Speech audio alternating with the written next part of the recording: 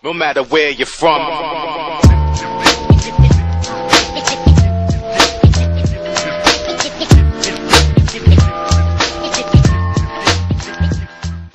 Hello gamers, this is Mr. Sword Thumbs, yes, the man with the jacket, thumbs on the, all this is all from Mr. Sword Thumbs. Today, I have something on my mind. What's on my mind? A game after 3 years, I'm still playing, still love it, still think it's one of the best superhero games, greatest superhero games I ever played in my lifetime. What I'm talking about? Yes, I am talking about Batman Arkham City. And after this came out in 2011, and we just got a good glimpse of what we're gonna saw. If you saw the upcoming, like on YouTube, of him gliding through the city and just kicking ass, we didn't expect no more than the actual game coming out. But when the game did came out, wow, we're talking about a good, great, wonderful game that took beyond what superhero games should be. I mean, don't get me wrong. I play a lot of Spider-Man. I play a lot of other Spider-Man games, Wolverine games, Captain America games, X-Men games, but with Batman, it does a whole lot of just goodness, and that's really standing out of my mouth. Let's just start by what happened. Once you put the game in your system, you are treated with if you have gotten it came out with a code, so when you put the code in, you play actually Catwoman, and when you're just as Catwoman, you just beating up all these guys up, and once you get to the safe, the Two-Face is just holding a gun in your head, and you didn't expect nothing. You think, okay, this is gonna be a good start. The good start don't get on when you see Bruce Wayne, and it was funny what the storyline is. This time around, Arkham Asylum is now parked right near Arkham City, and Bruce Wayne, aka Batman, doesn't like it. So when you see that cutscene, he's talking about it. You get Hugo Strange telling him straight off the back, Mr. Bruce Wayne, you're Batman. And like, wow, you just like Hugo Strange. He knows him right off the back. And then when you get Bruce Wayne in that chair, like right now I'm sitting in the chair exactly how Bruce Wayne was. You see in that open cutscene in the mirror reflection, you see Bruce Wayne. You to move the analog stick. You're shaking back and forth. I mean, you really rocking and rolling, and you hit the ground, and then you see the guard come up to you, and you break the guy's leg off and take a little small walkie-talkie chip right off, and you know that things are about to get really tense when you're outside and you see all these inmates. They just want to gun after you, and you're like, wow, this game can get more intense. That's what I liked about it. It was surprise, and when you just get your bat suit on, it is on. There were small little things in this game that really took me in and out and all around. First off, when you're in the combat mode, it was like different from the Arkham Asylum, because you can punch, kick, no worries. But in the second time around, you just punching, you doing these combinations to a point that even the screen gets blurry. We've been in that mode. When you bounce off the enemy, it gets to the point it blurs everything you ever know how the combat works. And ever since then, every game company is trying to copy that. Between Sleeping Dogs and the Amazing Spider-Man, I think Batman at the top of how that combat worked. It was working fluidly. The when you hit a person or you connect punches, it felt good. When Batman punched someone, if you had speakers at that time and you crank it up, you can feel the impact when he knocks someone out with his cape or knocks someone with his feet. I mean, this man is a lethal daily weapon. I was loving it, everything about it. And you can't get any more detail than that. When I was like, oh, it can get more intense. How it get more intense? The flying. Well, I always say like this. In Batman, you glide. That's good. When you're in Arkham City, you glide like a predator. You just glide everywhere. And when you see a inmate, you dive bomb the hell out of it. I don't mean just a simple kick. I mean, kick was in the first one was kind of neat, but when you lock on to that person and you just grab him by the neck and you just boom, grab his face and grind it to the face, you know you're a badass. And that was like the enjoyment of the game. A lot of small things in the game. Like, I'll give you an example. If you finished saving Catwoman and you're still in the courthouse, if you go straight down, you notice that you see a villain called Calendar Man. Now, a lot of people think Calendar Man is kind of like a side joke, but in this one, A friend of mine told me that they actually made him better. I said, well, how made him better? Actually, I didn't know myself.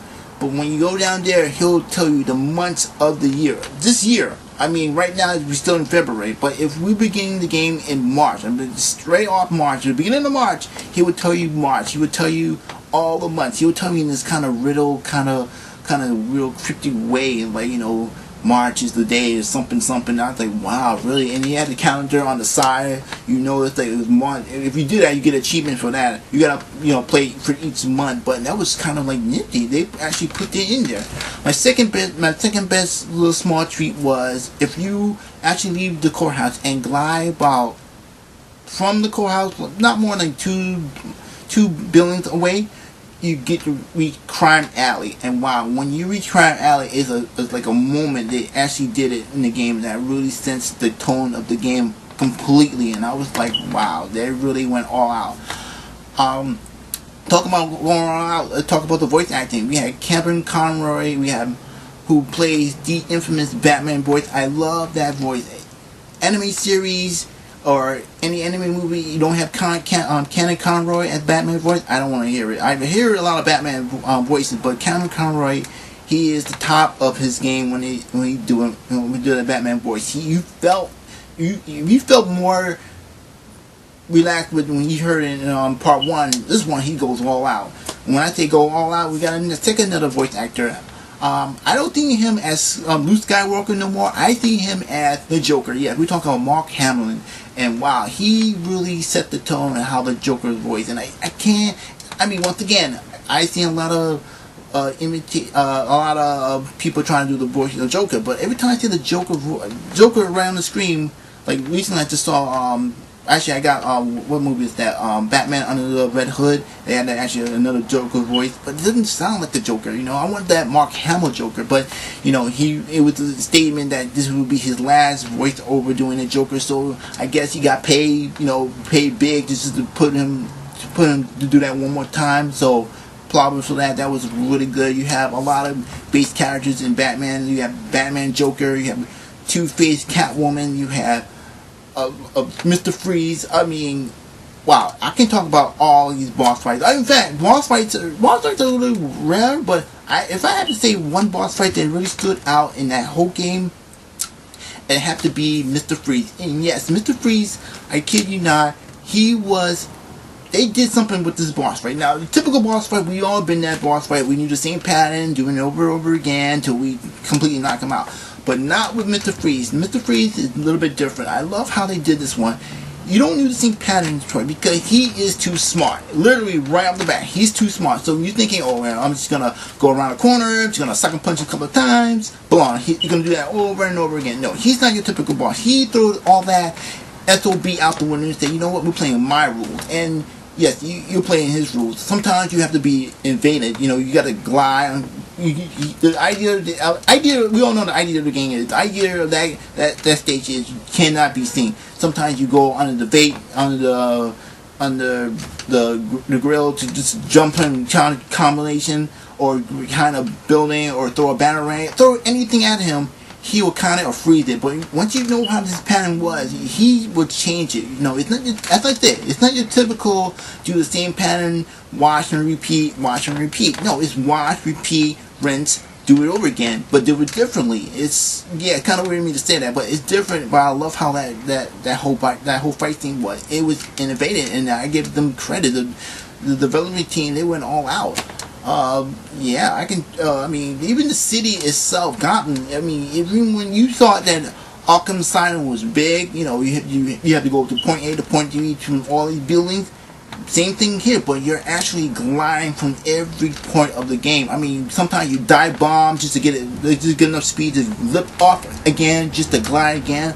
When you get your grappling hook, when you upgrade your grappling hook, you can do more damage. You can grab it and then you sling yourself and then you launch yourself off another building just to get more height. Wow, this game does really good. Even the mini game when you have the Riddler. Now, I know the Riddler in part one was really a threat, and he will give you a mind game. But in this one, he'll take that to a whole new level, and you just spend more time trying to finish the mind game than actually finish the actual game. And wow, you don't get that often in a lot of games. Sometimes they just throw in just for giggles and laughs. They just throw the whole thing, so you feel like you're playing an extra game with an extra game. So basically, you can play the mini game, or you play the current game that you're playing, but it'll still be good. Wow, this game after 3 years, this game is still on my list. This is what I'm talking about. When developers care about a character, then they go all out, and I have to give them credit. They went completely all out with Batman, and I really was shocked, amazed, wonderful how they did it. It was just a game that say that here they stepped the line to how to make an actual superhero game. Don't get me wrong, I've seen a lot of super games, they do well, but Batman Arkham City, they put a notch on there. They put a notch right there and said how high you can jump. You jump this high, now we want to see if anyone can jump higher than that. And I don't know. I can talk about a lot of things. I can talk about, punching a shark. Yes, when you get to a certain stage, you're actually punching a shark in the gut. The infamous Batman punching the bat pellet in the shark. Yeah, it's funny as hell, but it's in there.